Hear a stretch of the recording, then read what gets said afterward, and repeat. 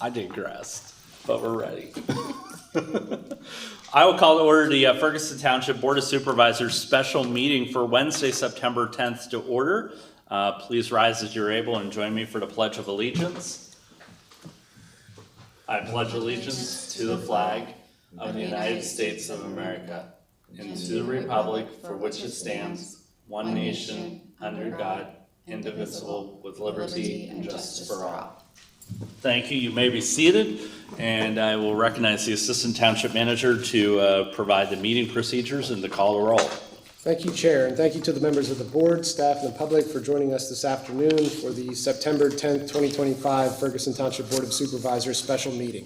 This meeting has been properly advertised in accordance with the Pennsylvania Sunshine Act as a hybrid meeting with the option to attend virtually and in person here in the main meeting room. If you were in attendance virtually using the WebEx platform and wish to speak on behalf of an agenda item, please say your name, municipality of residence, and the topic you wish to speak on when the chair calls on you. If you were attending in person with us in the main meeting room and wish to speak on behalf of an agenda item, please address the board at the podium and state your name, municipality of residence, and the topic you wish to speak on. Members of the public attending using the WebEx platform are asked to remain muted during the meeting to prevent any ambient noise from disrupting the meeting. If a member of the public is acknowledged by the chair, they may unmute their microphone for a question or comment. Secondly, board members are asked to indicate their name when motioning or seconding a motion so that the minutes may accurately reflect the action taken. Finally, a roll call of the Board of Supervisors will now be taken to ensure that all members can hear and interact using the WebEx meeting platform. Please indicate that you are here when your name is called. Mr. Thompson. Here. Mr. Patterson. Here. Ms. Stevens. Here. Mr. Heller. Ms. Strickland. Here. Chair, you have a quorum. All right, thank you. We have no announcements and proclamations today. There is no public in the room for public comment. We have no reports and presentations, so that will bring us to new business with the consent agenda. Does anyone want to pull the approval of the interim public works director appointment for discussion? If not, I would entertain a motion to approve that item. This is Patty, so moved. And do we have a second? Is Amari second? Got a motion by Ms. Stevens, second by Mr. Patterson. All those in favor say aye. Aye. Aye. Any opposed say no. Okay. Motion passes. Item 2, a discussion on the John Hess softball complex facilities and sewer service system. And we will recognize the township manager. Thank you, and provided with the agenda is a narrative, a pretty lengthy narrative that actually summarizes much of what was discussed by General Forum at the COG meeting, as well as conversations that have been on record for the last couple of years. And so at this meeting, the board is asked to have conversation and discussion to determine what consensus there may be on moving forward for the next General Forum discussion. Okay. So.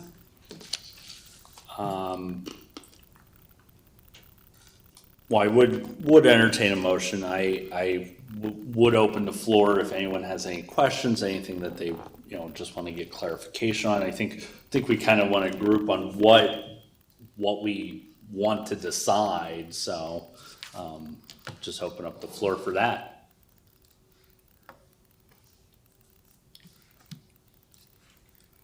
I think when we talked about this a meeting or two ago, there was some, at least I was thinking that we wanted to kind of have a position Right. that we all would go back to our subcommittees within COG to, just alignment. How about that? I mean, we can certainly, we're representing township, we're voting for or against things, and it's really about alignment. And so I guess I don't want to make a motion per se, but I definitely want to hear the input from everybody, and at least we're all nodding our heads going, yeah, that's the consensus among us, such that when we go to these committees, we can kind of share the consensus. And, COG's going to do what it's going to do. There's 31 other representatives, minus 5, 27 other people that are going to make that determination. So we're going to fall in line, or we're going to lead the charge to say, here, our position is the position everybody agrees with us. So I think that's my opening kind of salvo there, is just more of alignment. I don't think I don't see a need for a motion for action, just more of a Yeah. consensus as we wrap up here today. Looking at how this agenda item was titled, but then also looking at the recommended motion, I take it this was maybe to be more just discussion. Because, yeah, the recommended motion doesn't even really, it says hold work session discussion, but I guess we could do more. kind of what we're here. Yeah. But yeah, we could even, conclude this with, kind of do another meeting or something more. That's a good point. That's a good point. So there could be a motion to do some more. Right. It could be also be, we reach consensus and Right. we're good. Okay. And I think the bottom line, especially from what I gathered through COG, is they want the 32 elected officials to be familiar with this item as it moves through the committees and gets to general forum. But also understanding what they're asking for, it does help to have that alignment. So as it's going through the committees, we can effectively advocate for the board and the township on their position. And I'm happy to start with a opening salvo on a position. From my perspective, we have many, many serious budget things to consider annually for a long time. A long time meaning until 400 additional houses are built, until every single commercial building is filled with tenants, until, just the list goes on. And until all to me, we send money to COG, and so any dollars for this, whether they approve the pipe or not, it's going, in infrastructure, there's going to be a cost to township residents for that infrastructure. And I don't think infrastructure for this use right now is the right move. I'm not opposed to planning for something in the future. But when you start planning for something in the future, my experience and what I've seen thus far is it gets executed. So I'm a little worried that if we start planning for this thing that we don't have money for, and then we keep moving, then I think what I've heard, and was there a number in the doc? I don't remember seeing a number, but it's expensive to run pipe underneath a bunch of land. We're not talking like this is $50,000. We're likely talking in the millions. And so that 23% or whatever number we contribute to COG, 23% of millions, let's just take 1 million, is $200,000. And that's $200,000 on top of a current budget, if we were to do it today, that we don't have revenue for. And I think I've been consistent that we need to get to, here's the revenue, here's what we can support based on the revenue, and that's it, right now. I think if there's a explosion of activity and things level out, and we have more revenue, then we can look at other things with that revenue, which may include this other COG contribution. So I'm looking at this purely from a revenue, from a budget, from an expense, from a budget perspective. That is my perspective.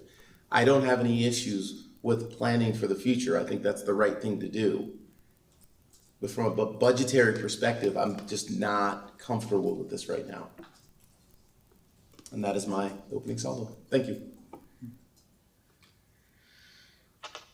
I was actually gonna try and go back and find what I was looking for, and Do you want me to talk more so you have more time to look? no, because it will take a long time. But I guess what I was gonna go back and reference was what we had initially proposed to us, that COG had done, and it was the 3 options. One was the septic, yeah, right, and then redoing the fields, and then was this, and then the $700,000 or $600,000 trailers of yes, Luxury trailer. The upgraded portable Exactly. restrooms. And so even with that, it seemed that if we were to commit and start doing this for the sewer line, it's a process and one that wouldn't take place until a few years out.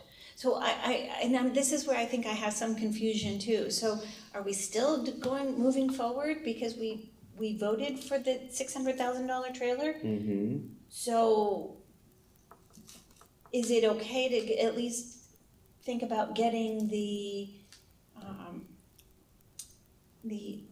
permission for a sewer line, realizing that it may not be for a long time? I just don't know. If you recall from that vote, even on the trailers, there were several that were against the trailer. Mm-hmm.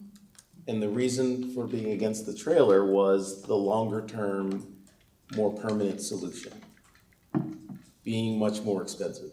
Yeah. So I think everybody was aligned from a budgetary perspective about that. The enhanced solution, which is more temporary. Right. So I guess maybe with that thought, is there some sort of like, today, we've got the solution's moving forward. Okay. And so I think it kind of ties in and aligns with my thoughts of, well, we can plan for this later. Right.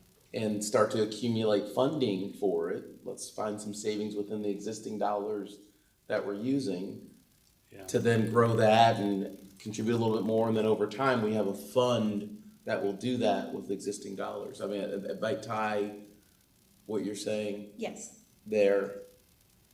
But that was, yes, my understanding is that in that vote, we approved that option. And that the other option is still under consideration at the behest of Harris other Township. Yeah. elected officials. Right.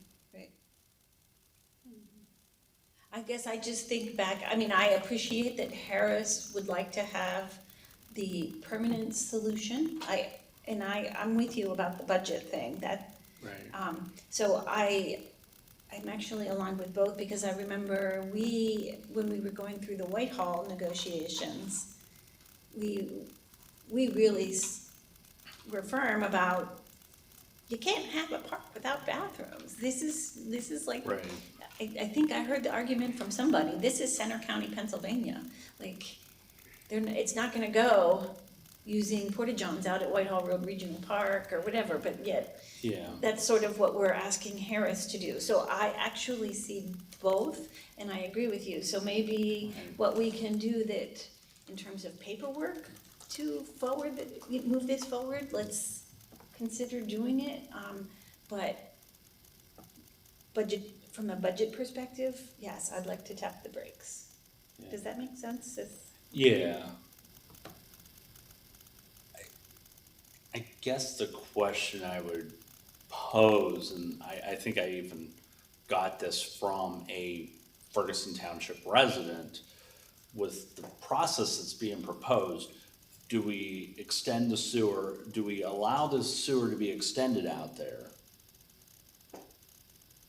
But nobody from where that sewer service boundary ends now, for those between that boundary and the park, they don't get the option of being able to tap into that sewer line. Is that a fair and equitable process where, we change the rules? Well, if it's a COG facility outside the area, we'll extend the pipe to the COG facility. And I understand there is the intent behind it, it is to enhance a public amenity. But I guess, I'll throw Amari out there. Could possibly having more customers on that line between where it ends now to the park, could that be an opportunity for revenue for services along the way? Of course, I think it would probably only really benefit UAJ, but, I don't even know how many potential hookups Yeah, I think there might even be a whole development in between there. I have no idea.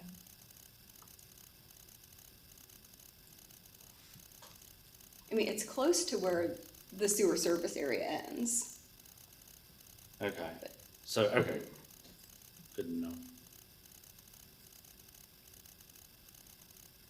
I'll throw in my.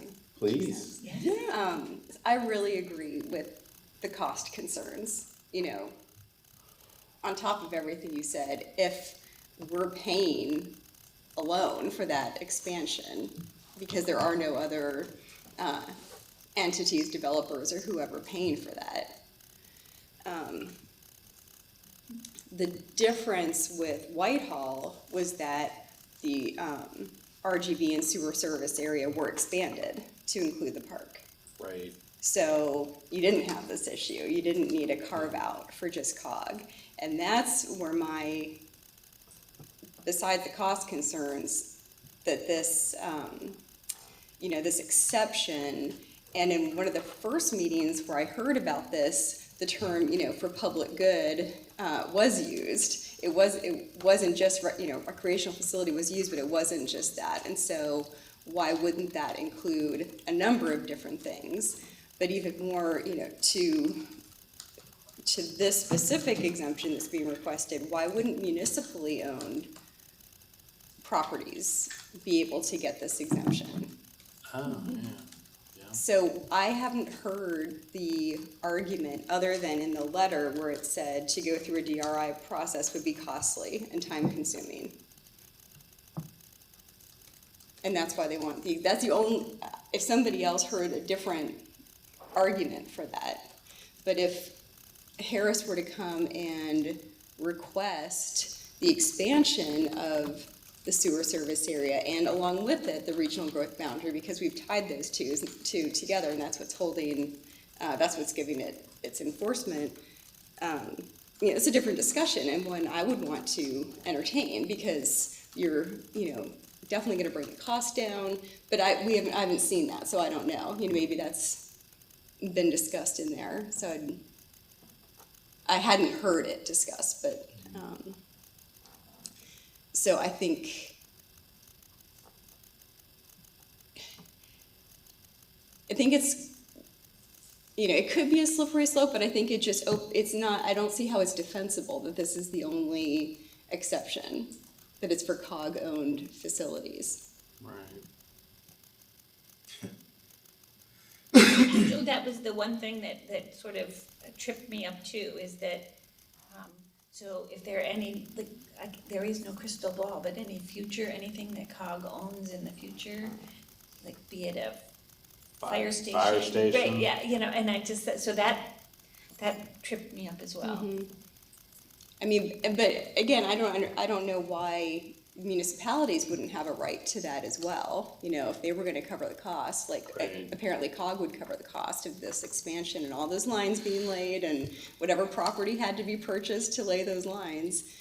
You know, if a municipality was willing to do that, what would be the argument against that? Or if somebody was going to build something else for the public good and they were gonna cover the cost, what would be the argument against it? So I don't agree with this policy that's being put forward. So I would not be supportive of it.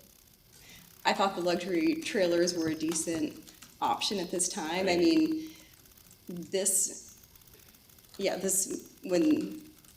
and well, I guess we'll get into this in the next discussion on parks governance. You know, I don't know. I think, you know, it has not been planned out for sewer service. Mm-hmm. So. Yeah.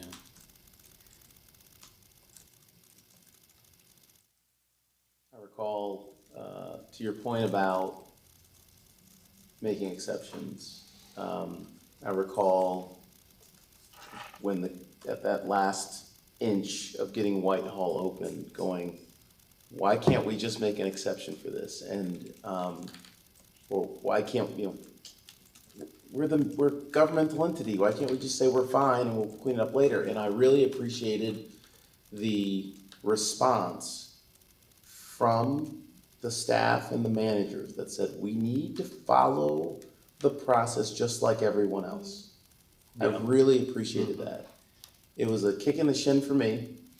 Like, I keep hearing from my neighbors, why can't we use Wright Hall? But it was also the right thing to do, which is follow the process. And so this is also the right thing to do in all of this of like, okay, well, if the process is in such a way that it's impeding progress in a certain place, okay, let's maybe change the process. So I like what you're saying there, Lisa. So if we're gonna change the process, and to you, Patty, as well, if we're gonna change the process, then we wanna make sure it's an equitable process. It's not, just the same way you don't do spot zoning. We change the ordinance because it's the right thing to do, and then the ordinance is available for everyone to use in such a way that they can have a new tenant or build another thing. So I'm appreciating all of this in maybe more solidifying that if we follow the processes, and we're not making exceptions for municipalities or exceptions for COG, that it'll come eventually following the processes as they exist and not some special process for anyone. That's I want to clarify, I'm not suggesting that we change it so that municipalities can also expand.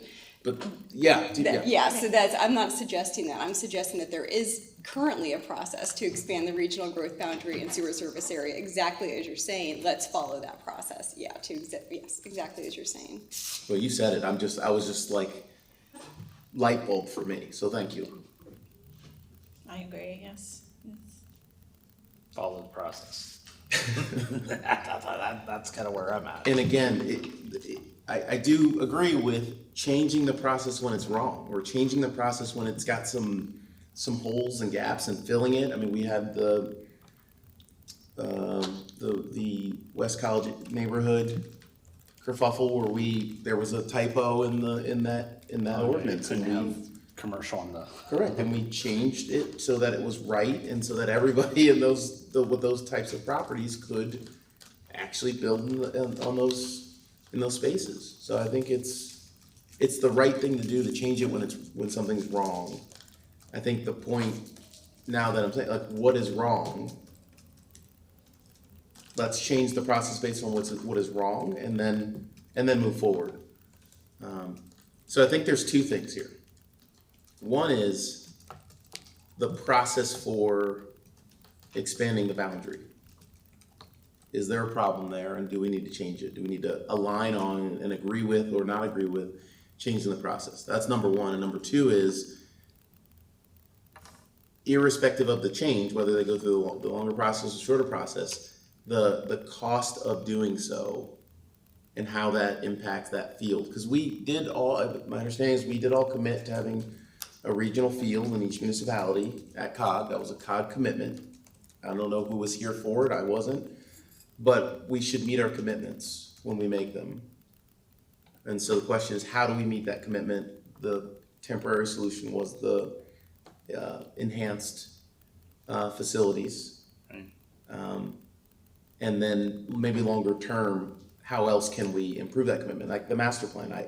Sadly for Hess, I think I was against it because it was the catalyst to, hey, now we're gonna go spend millions of dollars on upgrading this park and reconfiguring fields. Like, let's shift them left. And I didn't, but the will of COG, and I support when everybody votes on something, we do it. So that there was a new plan, and then there's a plan to move forward with. It's just the timing of the dollars for that is now something to discuss and to, make sure we're aligned on. So it's the same thing here.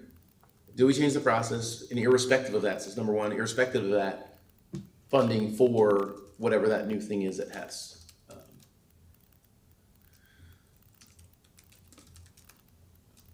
It sounds like there might be consensus, if I were to sum it up, or if you want to, that maybe or likely we don't want to change the process. There isn't a reason Right. yet that we're hearing for changing the process, one. And then two, short-term, building this infrastructure only for Hess is just not the right move. and the funding associated with it. And future boards will maybe debate about the funding for, I don't think I'll be here, because short term is while I'm here, long term is Right. way after, so there'll have to be some other folks that'll decide that, and how we wanna meet that commitment, which was made by past boards.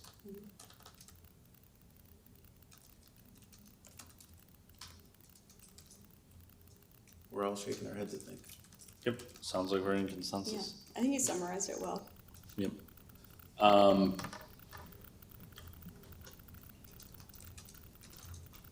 So this went through Lucy, it's supposed to go to CRPC.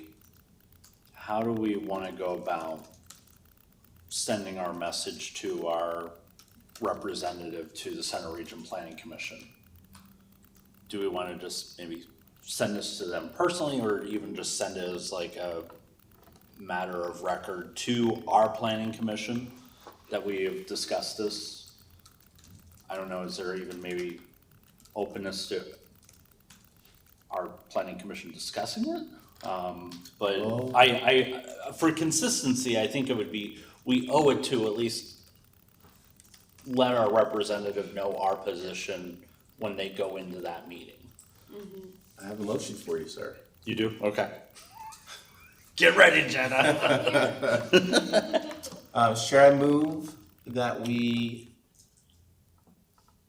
summarize our consensus and send to the planning commission for their dialogue and alignment around the board's position?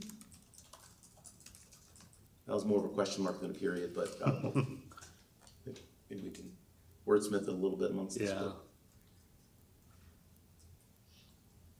I'm trying to think, they didn't Or- meet this week, they would meet, but then right, that must be CRPC meets September 2nd, so depending on where our planning commission is, we may need to send a memo out to the representative. So that is if they are discussing it for the September meeting on the 2nd, Yeah. or I mean, the October meeting on Right, the I don't 2nd. know their timing and, you know, Lucy didn't meet this month, so I'm not sure if they'll talk about it again before it comes back to CRPC. Right, yeah, So, that's, you know, could it be a communication from the board to CRPC representative, just informational, so they know what the discussion was? right. I don't know that that's, I don't know if we've done that before. We can do what we want. Yeah. To some I'm trying extent. to- Yeah, yeah, I- I'm just trying to think of like, what did we do, if we did that before, what did we do, but yeah. I move, that other one failed. I move to direct staff to summarize the consensus reached here in a memo format for distribution to all individuals that are associated with planning and other committees that are associated with the planning. Relevant committees, yeah. With all, to all relevant committee and ABC reps.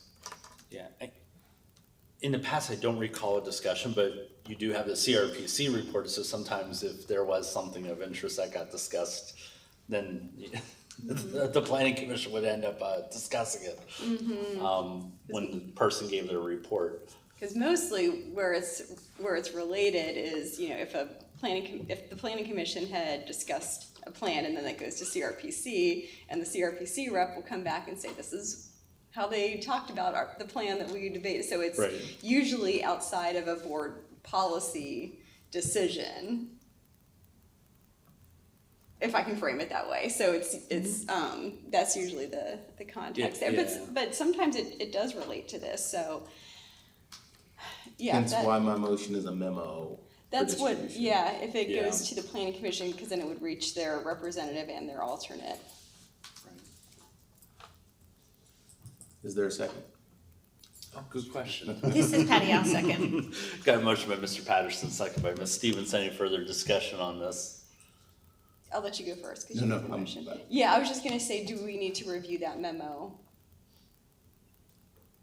Yeah, And then just to make sure that, I was gonna say, our next meeting's on the 16th, which would put us ahead of planning commission, so yeah, if we wanted to take a review of it. Because it was a pretty, I'm seeing a lot of like, nods from Jack. winding conversation, so I just thought that might be. Yeah. Well, if we take the kind of 2 bullet points, which is number 1, we don't agree with changing the process unless there's a very, very, very clear reason to change the process. I think that has, I And just, number 2, the cost implications short term of doing something like this, we also don't agree with. And so if the memo's centered around those 2 things, it can have all the words it wants, but those are the 2 main bullets, then I think, I'm happy, yeah, I agree we should review it. Yeah. So we're just basically saying we don't agree with the exception. that's it, because if we say unless there's a good reason, they're trying to provide the reasons here. I think we're Right, saying yeah. that. We don't agree with the reasons. We don't, don't agree because with they're the saying reasons, it costs too much. And you can't do, they're just saying you currently can't do it. But, so yeah, I think if we say that we don't agree with the proposal, however the potential amendment language. Do we need to amend this motion such that Lisa does the word- review, the wordsmithing of this memo? I think you got it. We can probably hear Okay. back, maybe just within this motion, we can hear back what the bullet points say, and that would be enough. Sure. Yeah. If anybody wants to encapsulate that again. So your 2 bullets were 1, We don't agree with the proposal to change the rules. Right. And 2, we're not in favor of the costs associated with this in the short term. perfect. I agree with that. Works for me. Works for me. I think that's just very clear without somebody having to Sift through yeah, and try to, 20 minutes of discussion. yeah, because this is just for them to Right. be able to go to that meeting and know where And- the board landed on it, yeah. And I was gonna say our CRPC rep, and I'm sure even our Parks Authority rep and whoever else where this may come up, they are definitely welcome to watch our meeting if they want, a little more context around it, as well as Yeah, the yeah, Lucy yes. meeting and, Right. That's Yep. great. I completely forgot about the authority rep would need to That's have good, this yeah. memo as well. right. Right. Hearing that, the next step was to go to Regional Planning Commission. I was just thinking, Bill and Shannon, just making sure, they had all that, but yeah, I'm sure Corey needs it, Corey's yeah. gonna get it and, Right, yep. right, yeah, that's a good point. So, and yeah, it helps when the whole board, because sometimes even in my committees, I'm like, well, I'm not quite sure where all my board is at this point, but they would be a little bit worried about the cost of this. No, I agree, being it- able to Yeah, hash it all out, and get each other's points of view on it before Right. representing the board in a committee. Incredibly Yeah. helpful. well, if there's no further discussion, we have a motion on the table. We all did verbalize that we had consensus, so now officially, all those in favor say aye. Aye. Aye. Any opposed say no. Okay. It's official. Those are the bullet points, and we're sticking to them. Next will be the informational update on the Center Region Parks and Recreation Governance Committee, and we will recognize the township manager. Thank you. Provided with the agenda is a narrative summarizing the board's interest in the Parks and Recreation Governance Special Committee appointed to review the various articles of agreement and other supplemental documents for a determination on how the Center Region Parks and Recreation and the authority and Parks Capital shall move forward. And provided within the agenda are the documents that supplement as well as the actual draft report for your review and consideration. This will help your rep, Patty Stevens, who is on the special committee, go back and represent your consensus on the matter. And I'll yield the floor to the chair or to Supervisor Patterson, or Stevens. My apologies. That's right. Stevens, Supervisor Stevens. This agenda item was set up for you, but we'll put everyone else on the spot. Let's see what happens. Yes. But yeah, you feel free to add any remarks that you had, Patty. Otherwise, the floor is just open for discussion, no formal action. It's needed for this. Right, exactly. No, so really, we've been trying to go through and clean this up, clean up the roles and responsibilities and we actually, even as a general forum, voted on a matrix, but in reading some of the, somewhere along the way, managers and the people and solicitors were left out of this. And I think there were some really good points made that maybe some of the actions that we're doing are actually not following. So while we were trying to check with matrix and be clear about roles of organizations, maybe we didn't go back far enough and check all of that against the founding documents. We were just, as the documents have been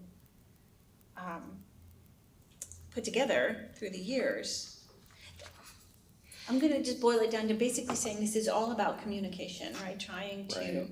and clean up communication, and in so doing, I think we need to tap the brakes again and send what we have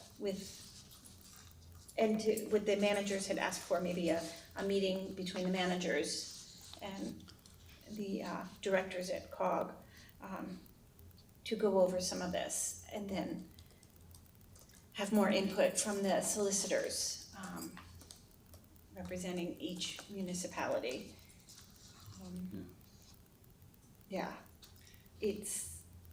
It has been grueling, I'll be honest with you. I think I've said this before, understanding COG is over 50 years old. You don't exist that long without having stuff to just clean up, refine, modernize, and streamline. Right.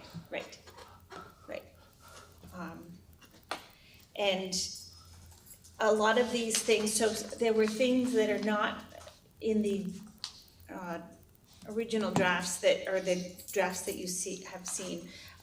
There are things like appendices that some of the things like the parks, which parks are considered regional parks, that they were thought to be moved out of the documents, the governing documents, and added as appendices in case there was additions to it or something. So because it's easier to update an appendice than it is the document itself. So there's also like within this there were processes we were trying to do as well. Anyway, and some of those obviously have been left out, but anyway, I'm anxious to hear anything you have to say that you would like for me to go back and report to the committee. We have been clear that there is no rush, that we want to get these right. Right. And so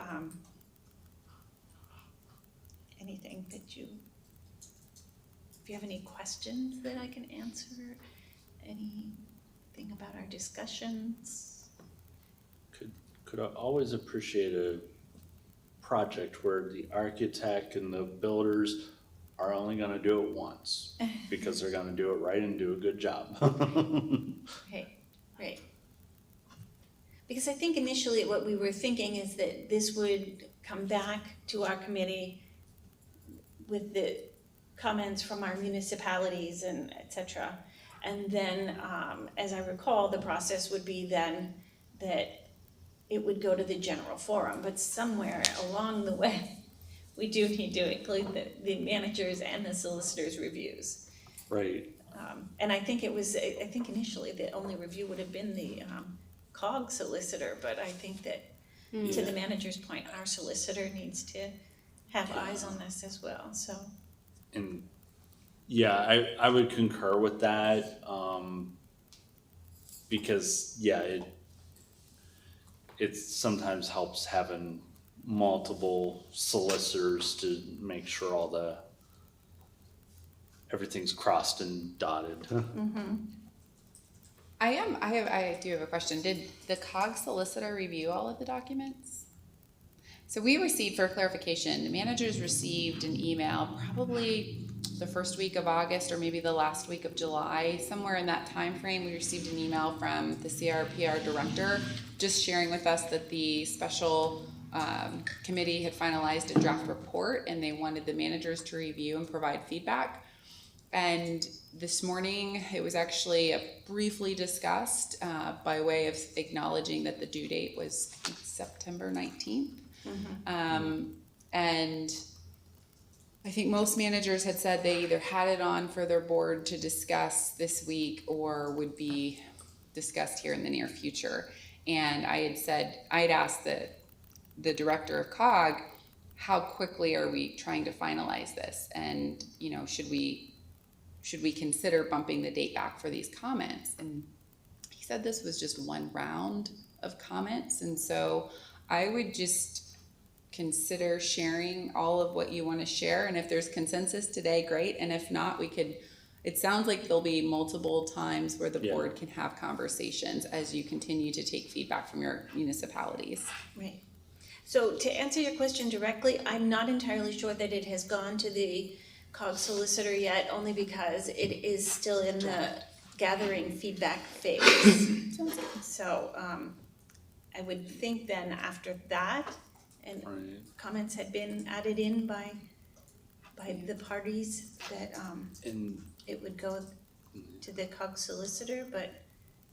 And I can see from a cost-effective standpoint, sometimes it's better to have the solicitor looking at more of your final drafts than every revision down the line. Right.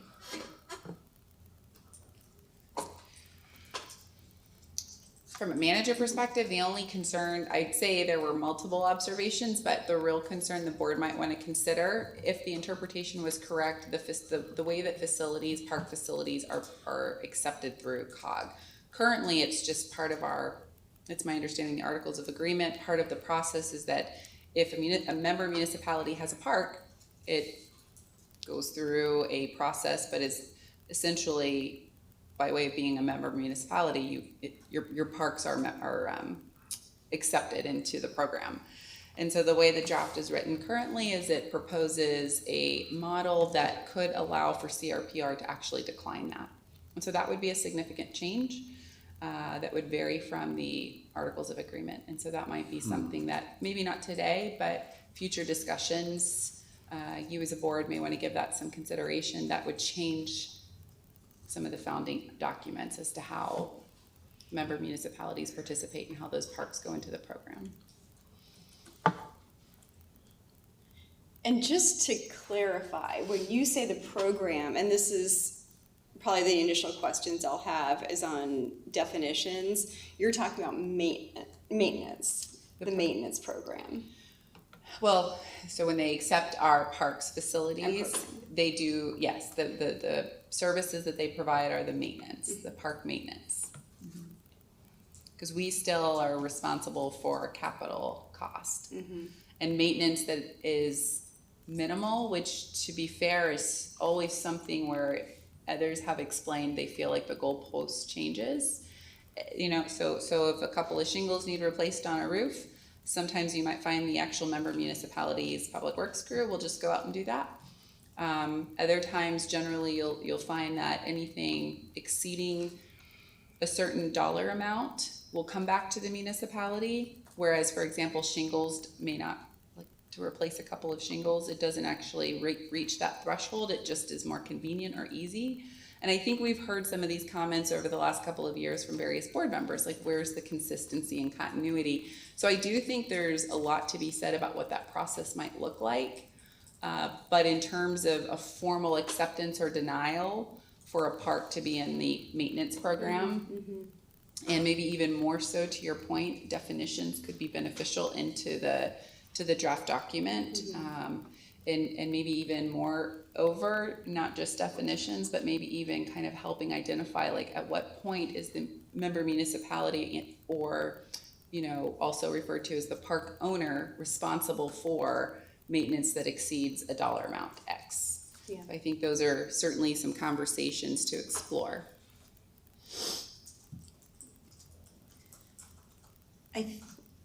Right, so I think when we talked about this, about accepting the parks into the program, I think that the discussion, as I recall, had to do with staffing, that the parks director was the one most familiar with whether they had the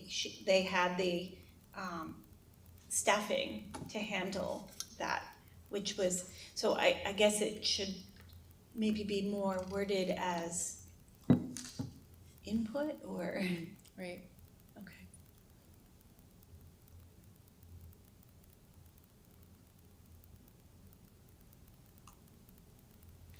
So do we want to start, like pick one document and start? Sure, let's do that. Okay.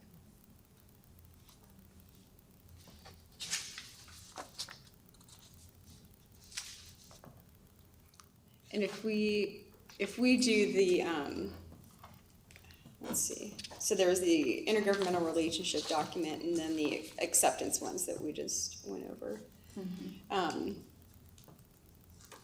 The definitions were in the intergovernmental relationship document, so it might make sense to start there. Okay. Call that one up. So page 6 of the document, or 27 on the agenda, is item 7 under the now, where, therefore. And on that one, it has responsibilities of municipalities, and it's financial support, A. B is active participation in meetings and discussions. C is collaborate with the authority and agency in evaluating policies. C is feedback and input on the needs of the community, and E is specific person to collaborate with the agency. And so many of those things we already do through, we have an authority rep, we have a parks committee rep. Are there thoughts that there's more to that? Madam Manager, are you kind of I'm describing? sorry. I apologize. So section, item 7 under now where thereof. Item 7 is the responsibilities to the municipalities, and it's got these 5 items, which I thought when I read it, I thought most of them were kind of things we already do. So financial support, that's our contribution to COG. The meetings and discussions, strategic planning, that's the authority. The collaborate with the authority and agency, that's our parks committee rep. Other feedback on the needs, I'm assuming you probably do that as part of the managers, talking to, in the ED kind of discussions, and then now E is designate a specific point person to collaborate with the agency. Is that? I think what they meant there was a township staff person. Okay. And is that adding to our bucket number, item E, or is it probably the status quo?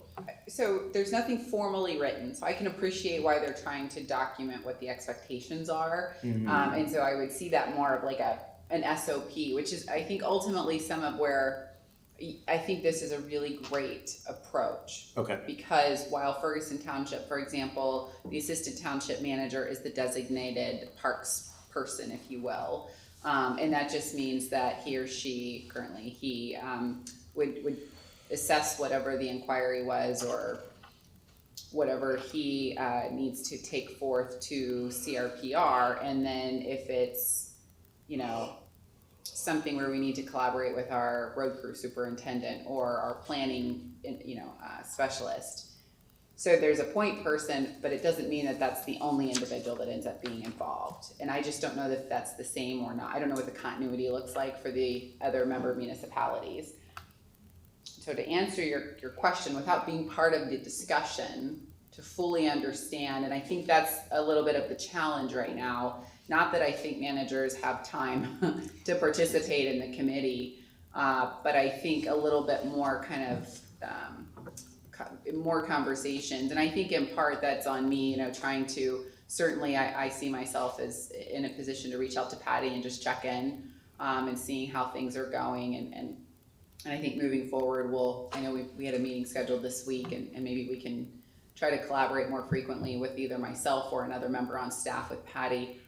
But not being part of the conversations, it's difficult to really gauge what the context is behind the statement, to answer your question fully.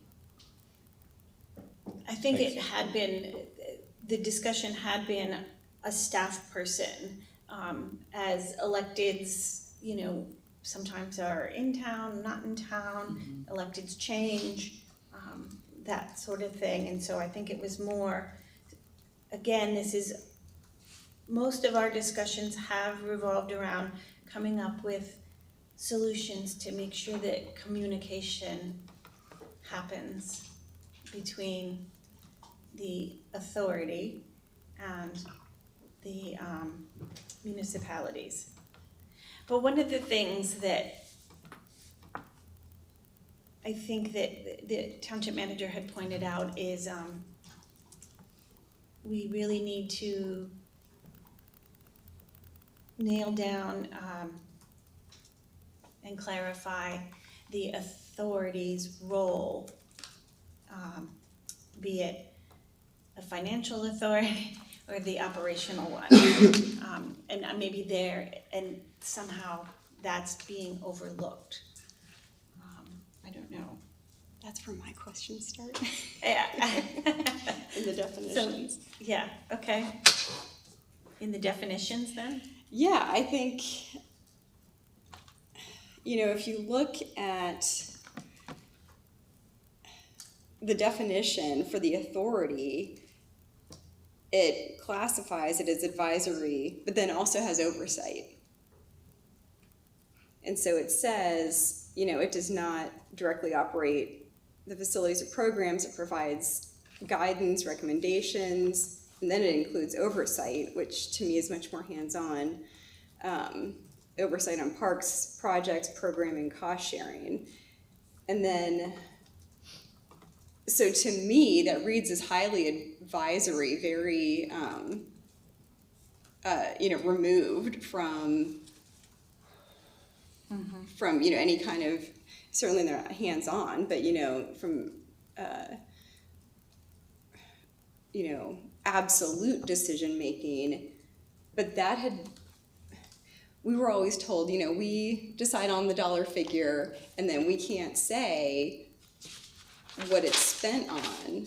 The authority does. But then when I was reading the Parks Capital Committee definition, the Parks Capital Committee is responsible for guiding the planning, funding, and development of regional park facilities.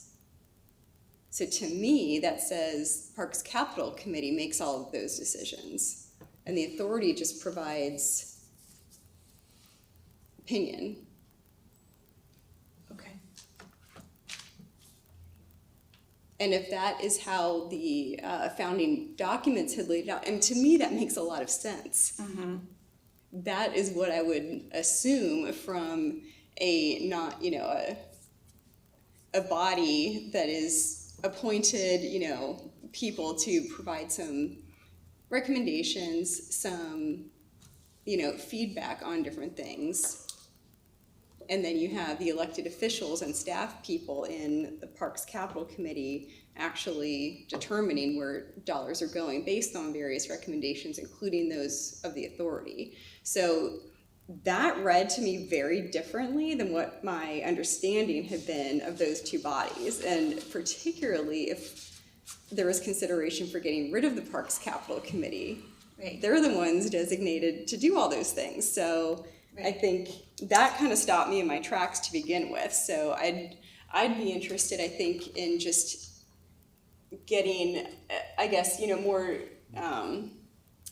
determinative language on who is allocating the dollars. Who makes those final decisions? Yes, COG, approves certain things, but it's reading differently than my understanding had been, and I don't think it helps to clear it up. Right. There's a lot of similar wording for different things in here, and if we could just come up with some new words for regional facility and maybe just name the things. If we're talking about, aquatic facility, let's name these things. These are all defined. So that was my next point of clarification here before I take a break. The regional recreational facility in here includes administrative offices. And it says, regional recreational facility is any park, recreation, public use infrastructure that is developed, maintained, or managed by Center Region Parks and Rec Authority and Agency. But there is no separate definition, unless I'm missing, I'm looking to be corrected here, for a COG-owned regional recreational facility. So how I was reading this was that this was all facilities. And I didn't read a distinction between COG-owned. There is a definition for municipal park. But the way the regional recreation facility definition reads, as it is now, to me, it could include that because it doesn't say owned by COG. Anyways, so just a little bit of clarification. I think I'll say those two and then I'll take a break.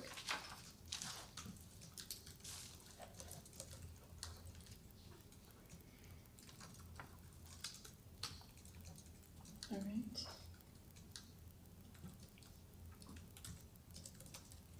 Anything else, Lisa, in the definitions that stood out to you?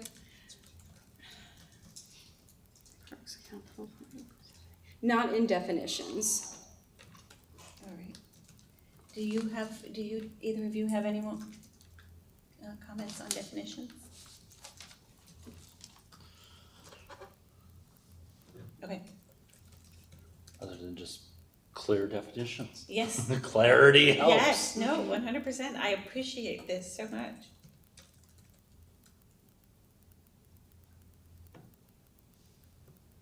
All right, Lisa, if you want to move on to your next one, I was skipping all the way down to number 7, if nobody else had anything. that's the one Amari was talking about earlier. Yes. And with that communication, I think, having, that expectation of an authority report back to the COG. I know it's on our agenda, but we don't get those. So, that kind of communication back. Wouldn't that be in number 6 though? Because Yeah, Collaborate maybe. with authority and maybe, agency. Yeah. Right, yeah, that. So if in 6, and maybe it's a couple of extra words about like that feedback going to committees or whatever it is, annual authority report, and then we do it here where our committee rep comes here and says, here's what I have, here's what meeting we had, and here's the annual report from the authority. We also have an authority rep that would probably come and bring the annual report for the authority. So I think we have some fail-safes around that. I think maybe adding that word for others that may not have that fail-safe. So I'm comfortable with whatever you think we should add. Yeah.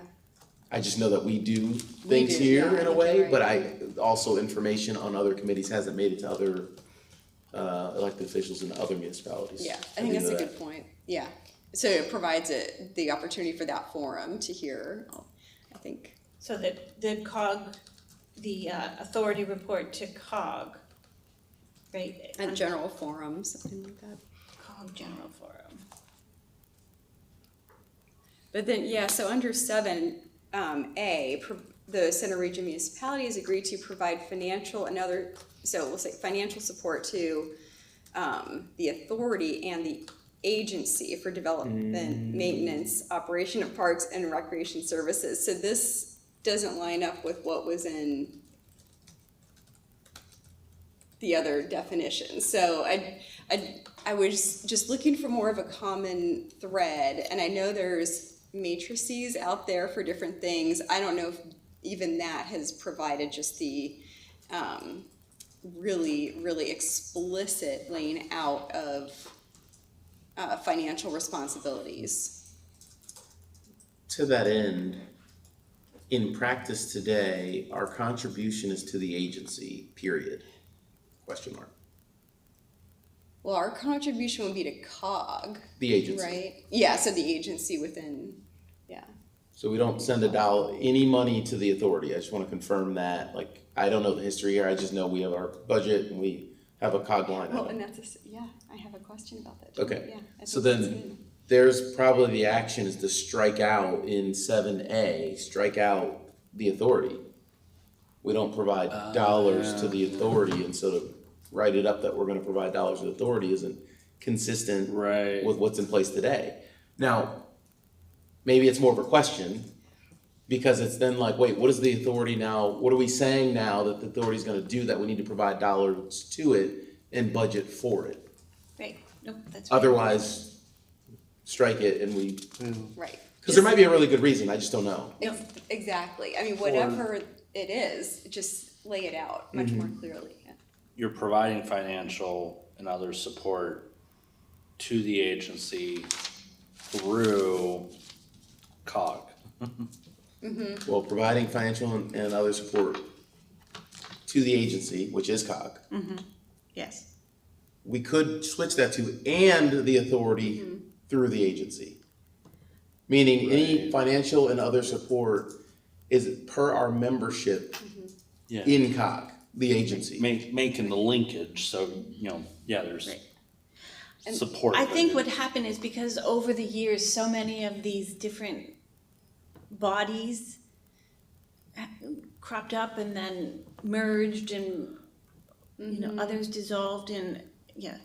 And this is great, thank you. Yeah, and this is the opportunity to clarify all that, and we just have to be so careful because the authority is an authority. So however it's outlined that money gets paid to them needs to be very clearly outlined, I would think, because my other question, Right. and maybe it's in here, I just didn't see it, is how staffing is provided and paid for to the authority. What is the authority's actual relationship with COG? Like, what is that agreement there? That they are gonna use COG staff and facilities, for lack of a better word. So, what is that agreement there? Because we're providing for that, so, because they're not charging anybody separate fees, the agency's doing that, any fees, and we're providing the extra funding, so, Yeah, it's all, yeah, yeah, so, and this is, right, and so, it kind of grew, and things were just kind of done, and so this is just such a great chance to say, here are the authorities' agreements with COG for the staffing they're going to use, to who's supervising the staffing when they are actually doing something for the authority, and, because then they're responsible for, so they need to, the authority itself, I think, would want to have that all laid out for Right. themselves. right. Yeah, because that's one of the documents that we were looking at were the bylaws. I haven't really wrapped my head around those at all, anyway. Yeah, and maybe, right, maybe there's more detailed in there. that could, play a part in this, so, that would inform some of this, so it could even reference back to the bylaws. This is the agreement between the authority and COG, see section whatever of the authority's bylaws, or of, that, if they have an MOU, whatever that agreement is. All right. All right, anything else then?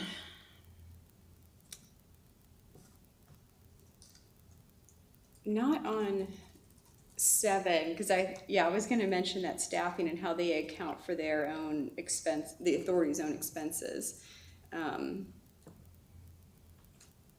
that, and then I just had a couple things in 8.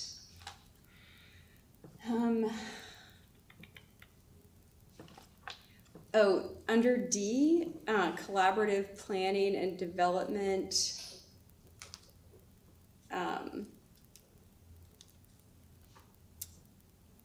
It said there was a document outlined in that section. I didn't see that section. Collaborative development and planning.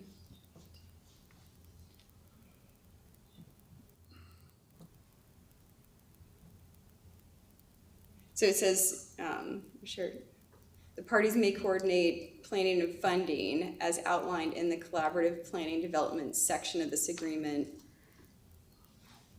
And then I didn't see that, because that was in a paragraph titled collaborative planning. So that might just be something that's actually an attachment. I wasn't sure. Right. So that was just kind of a note. Okay.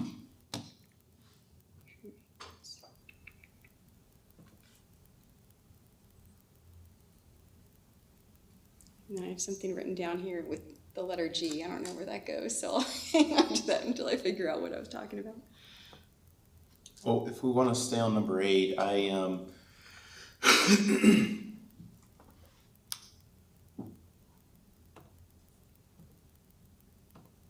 the last sentence of that opening paragraph, or is it the second? Of the first paragraph. When a portion of municipal park is designated as a regional park facility, the facility is recognized as providing broader regional value, ensuring equitable access, program, and facility use for residents across the center region. And I have heard of issues regarding equitable access. And what I'd like to see is either acknowledgement of exceptions to that equitable access in this document, or we 100% follow equitable access. And if you need me to share a story, I will. But that's what needs to happen. Right now, I think there's some exceptions. There are some, for instance,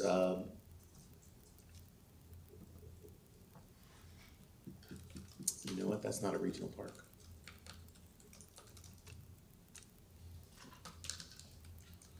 Well, just within parks writ large, there are some parks that, and places that there have been some private investment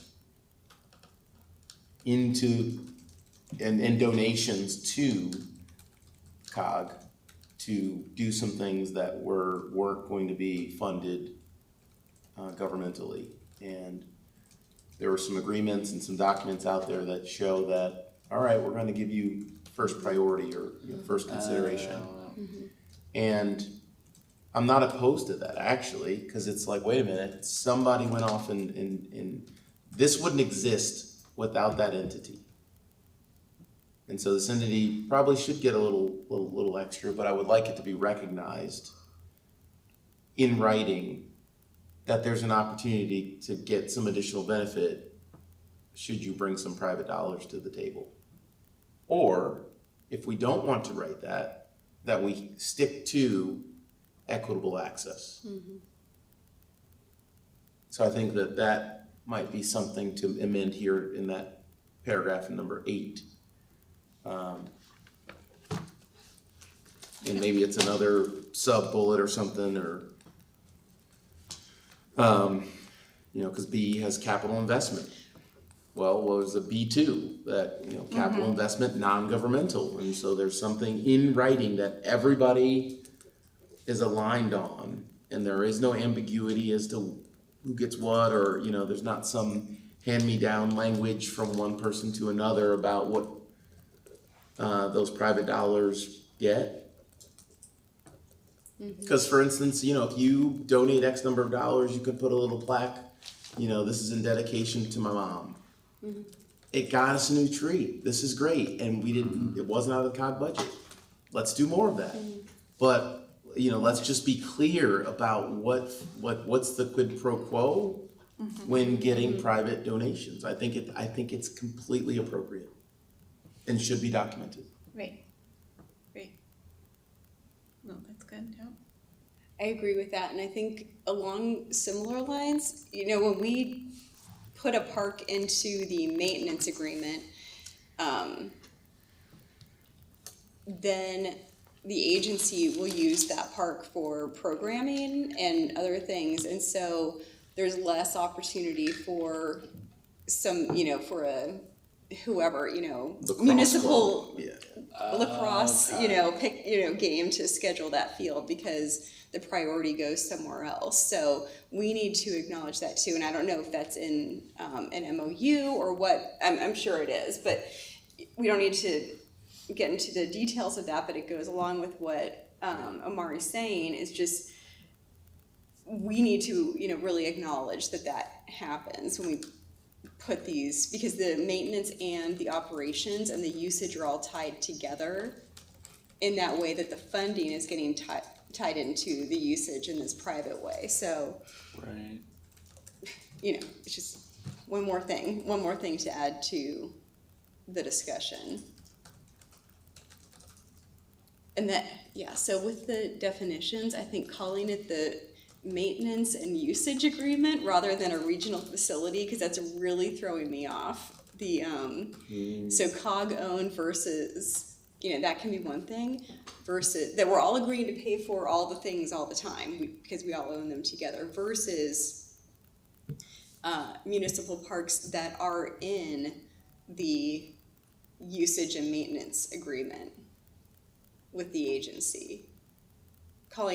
Just saying everything is regional facilities is throwing me off.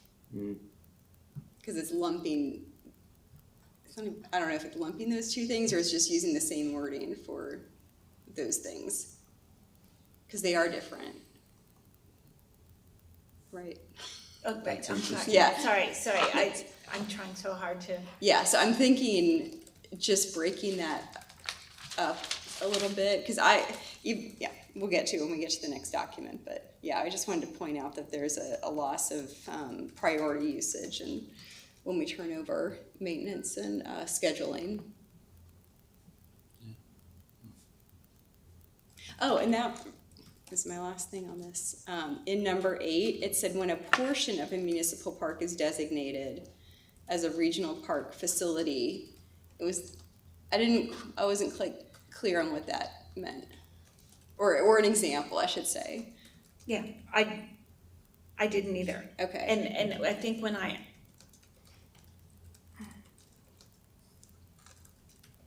because then it's, I know, I didn't get that, because I asked about it specifically. And what I think what I got was, it had to do with maybe the future thing, like that skate park that might be built. I don't know. Yeah, so then I wasn't clear. Are they talking about if a portion of a municipal park is then owned by COG, like it's a pool, you know, and then, or if it's entered into the operation or the maintenance agreement? Yeah. Mm-hmm. And I just couldn't think of an example to help me figure out what that meant. Okay. So yeah.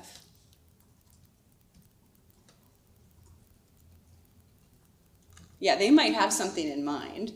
Right, okay. All right then. Anything else on this document?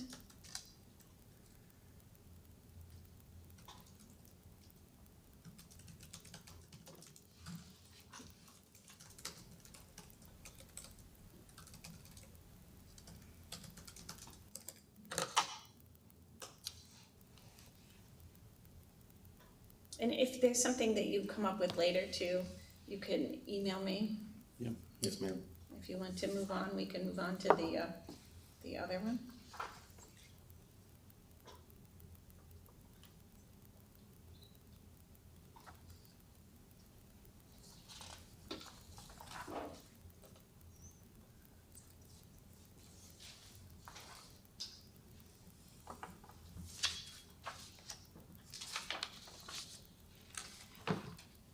Welcome any comments on that other one?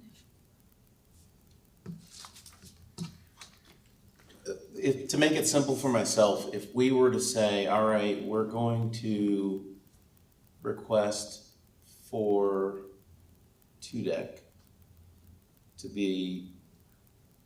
go into the regional system, this document is the policy to do that. Is that safe to say? That was my question, because you can, is this for the maintenance and operation agreement or to become a regionally owned facility? This is for my understanding, this is for the maintenance and operation. Oh, so if we were to just say, hey, we'd like you to cut the grass at TUDEC, then it goes through this process. Maintenance. Mm-hmm. We'd like you to in the baseball field to not mow the field, but do the sand thing, whatever, trudge the field. I can't think of the term. Maintain the baseball field. Maintain the baseball field. Thank you, Jeremy. Care for the baseball field. Cut the grass, care for the baseball field, inspect the park. Then there's a process to get that approved and to Which then. may be this, I'm not certain, Right. based on the title and the wording. But I think. Okay. To your point about, is there a more clear title, like accepting recreation and park facilities into the regional system, into the regional maintenance plan or regional something, so the title. Right, Or maintenance, right, okay, yeah. Yeah, into the I think- agency, like maintenance and operations. Again, yeah, because it had to do with, do they have the bandwidth to Right. do it? And that's, right. And this makes complete sense to me. I love it, actually. More, now that I'm thinking, I was thinking that bringing a whole park into the system, it's like, no, there's maybe some other things that are smaller things that could happen. It could be the whole park, I guess. This would be there's a process.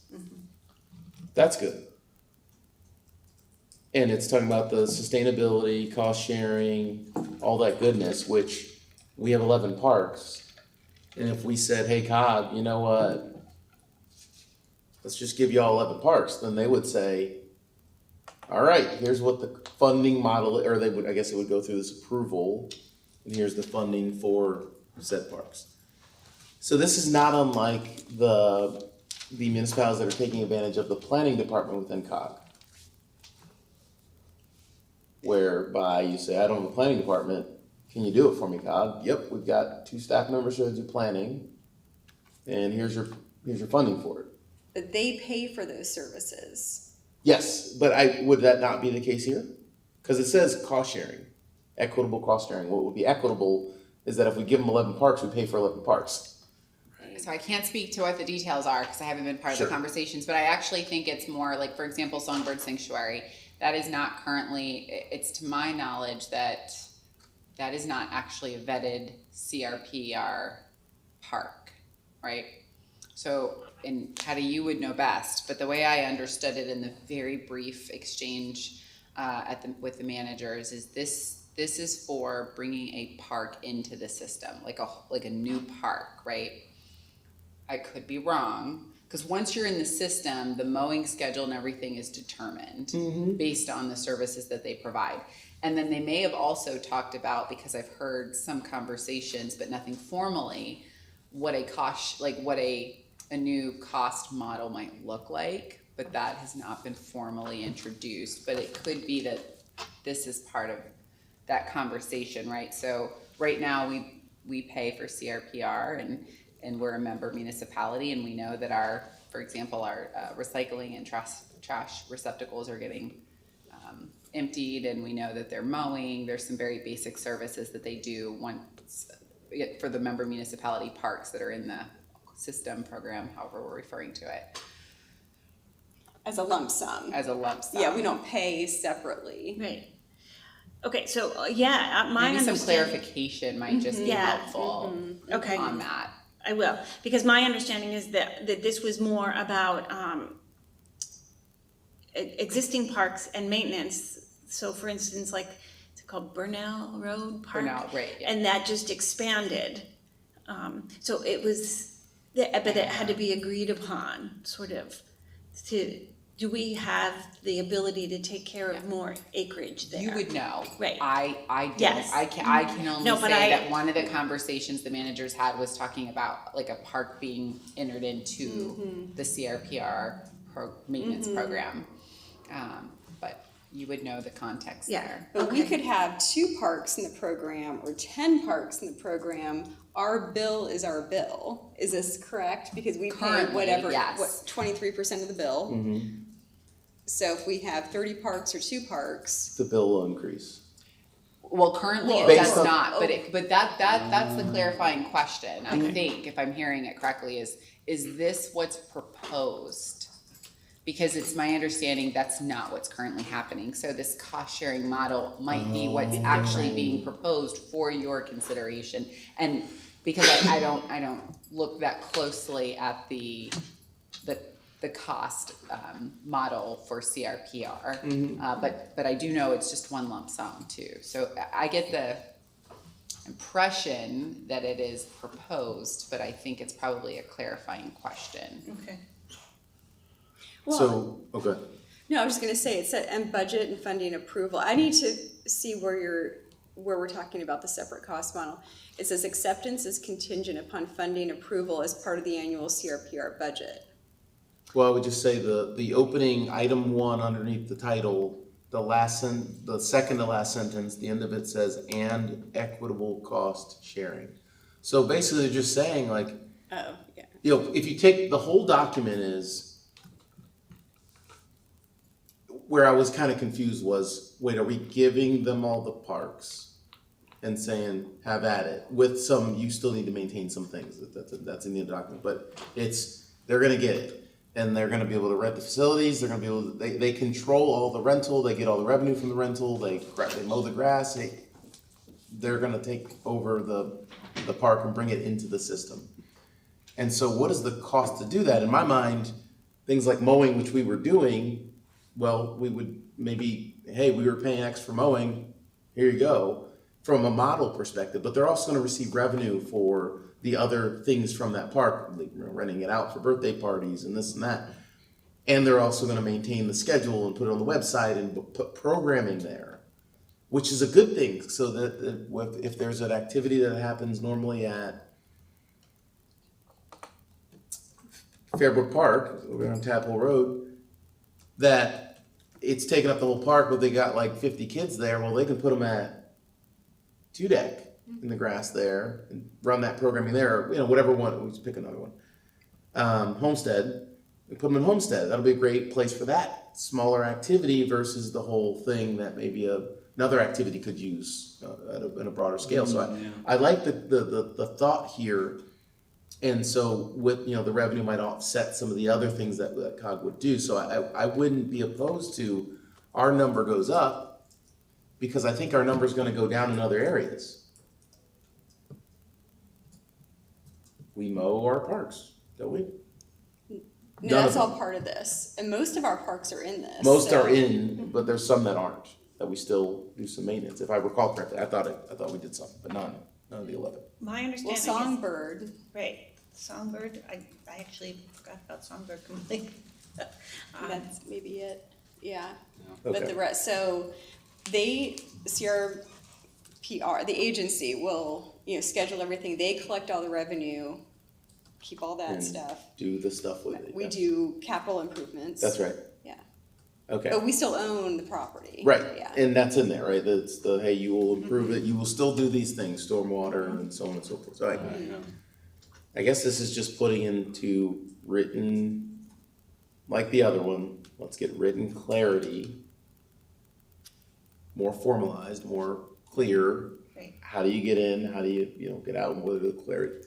And who's approving it? What's the chain of command there? And I guess I appreciate the document. Yeah, yep.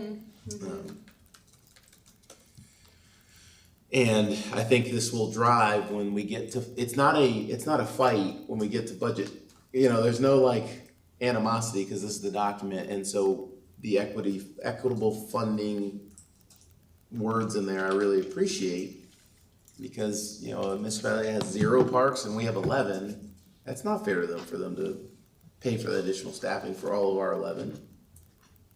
We should put it a little bit more. That makes sense. That's equitable. And when someone adds one, that it's only right that they should chip in more for the one that they've added. And Is that what's happening though? that's what this is saying. Okay. That there's going to be a clear discussion, and in this process of going through I think it's in item 2, the intergovernmental coordination, municipality says, hey, I've got a proposal for you, and it's got the details of the proposal later. Then it goes to CRPA staff review, then it goes to the authority, then it goes to COG executive committee, then finance, then facilities, then general forum. So everybody's aligned on what the deal is. And that's how it goes now, Yeah. but I don't see where the cost differ. I just didn't see it where we have to pay separately now for a park. I just didn't see that part. I know I'm it's. inferring. I'm inferring from the words. Because I'm sorry. the way I was reading the equitable cost sharing is just this, the formula. The formula is the formula. That's how I was reading that. Because I didn't see anything based on, we've talked about, okay, we'll take maintenance away, we'll charge that separately based on acre, and we'll calculate usage and programming. I didn't see anything like that in there. So I wasn't, but I don't know that that's correct. So I just might be reading it differently. I read the equitable cost sharing just as, what the formula is.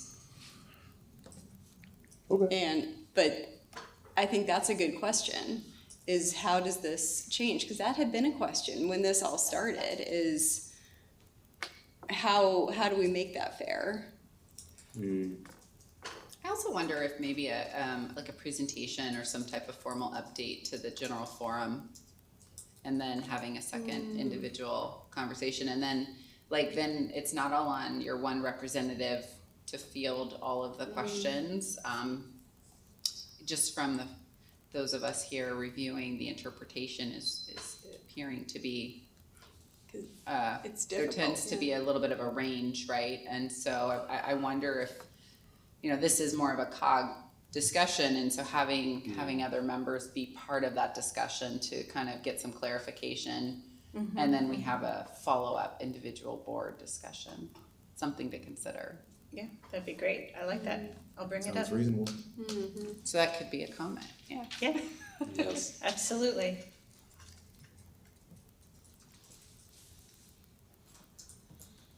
All right.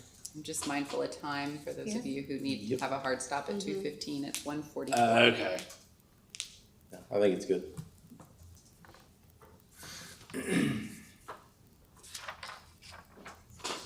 Nothing further we want to add? Nope, I will go back with this. You have Thank enough? you. I do. No, thank Right, you. no, This is got it. great. Just read it off. Okay, awesome. Thank you all very much. All right, that will bring us over to communications to the board.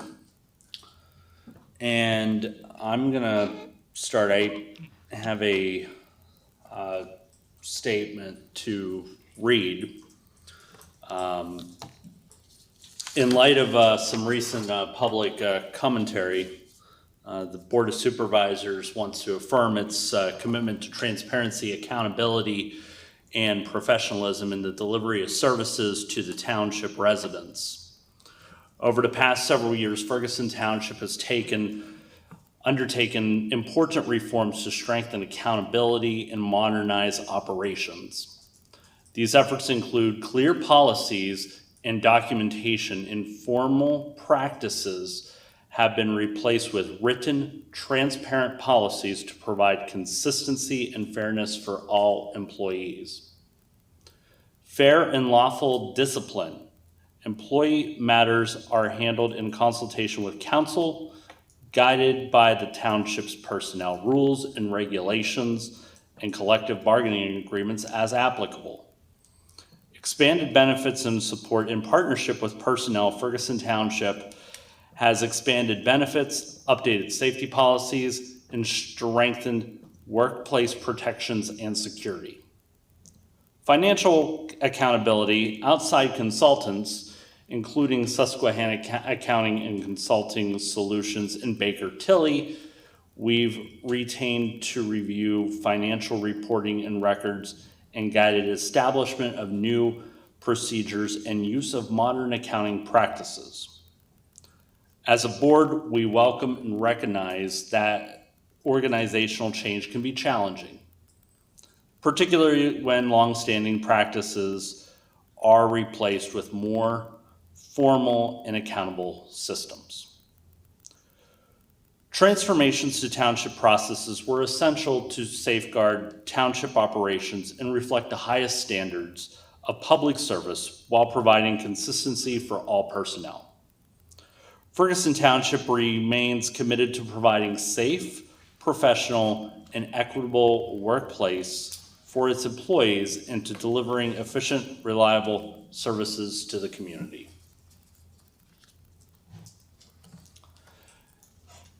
Any other communications to the board or discussion? Yeah. Definitely open that. Thank you. Thank you for that, Jeremy. I have received lots of communications, various forums and mediums, and I want to remind everyone that the Citizen Request Center online it works. I give it to my neighbors when I get a text message about, hey, I've got some trees that have been here for a couple of weeks. They put it in, and then a few days later, it's taken care of. My understanding of that practice was that the township kind of they have a route. And if on that route, they can go pick up one more thing that's in this tool, no harm, no foul. It's great. Somebody got a little bit of service a little earlier as opposed to waiting for the route to get to them. And I think that is a fantastic tool. It's a data-driven decision-making tool for us. And I would just encourage all of our citizens to continue using that. I also want to just make sure that the staff knows, and I've said this in these conversations and communications with the board, the staff knows that I support them 100% of the way. It is not hard. It is not hard. It is not easy to do what you do. And I just want to thank all of the citizens for bringing their issues and challenges to me, because I'm then, hey, staff, can you help here? And there's not a single instance where it hasn't been resolved.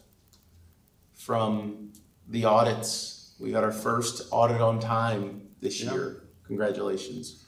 From the ag security area that hadn't been updated in over a decade, we got that done. From just needing whatever the needs are, like we as a board, I as a member of this board will vote to support you. I will vote to support what's best for every citizen in the township. So I understand how hard it is. I understand it's not easy, and just ask that we all work together across this. Everybody, every part of the township, work together to support our staff and to helping make things better over time.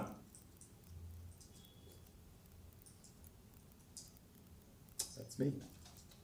I agree. No, thank you. And I echo your support of the staff and them being the glue that holds everything together. Right. So thank you. and value community input, and we all take this very seriously. This being a board member and providing a safe work environment for employees, providing a lovely neighborhood community for residents, the fiduciary stewardship, all of that, and the accountability, and managing it all, and through our township manager, and we all take it all very seriously, and I appreciate it when we all are working together, and so thank you.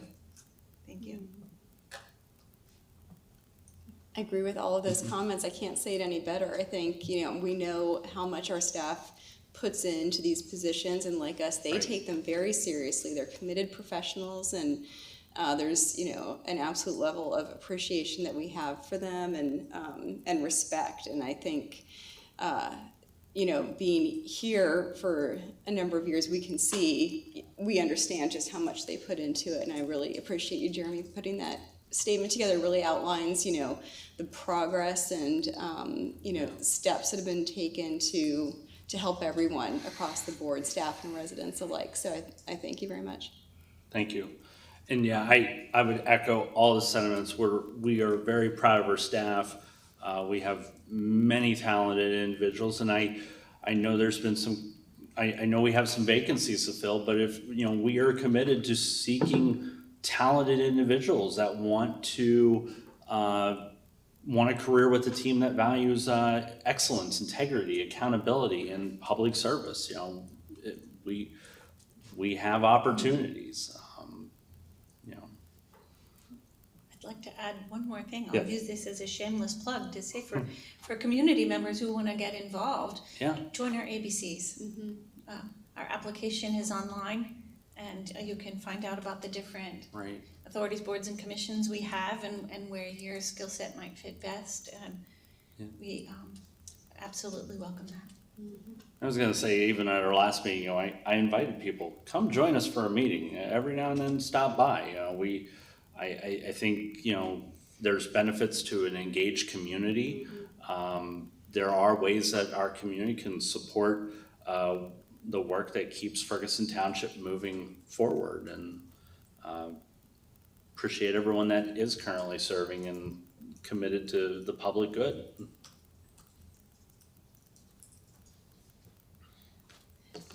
Is it my turn? Is it my? Am I up? Yeah, the No, floor is open. Any? No, I have no more comments on that. I'm ready to adjourn. Motion to adjourn. Well, if you may let me indulge, if there was no more communications to the board, I will point out on our calendar items, there is a open house that's gonna focus on the streetlight, fire hydrant, Oakville ordinance amendments. One session will be on September 18th at 6, and the other one September 25th at 12. And then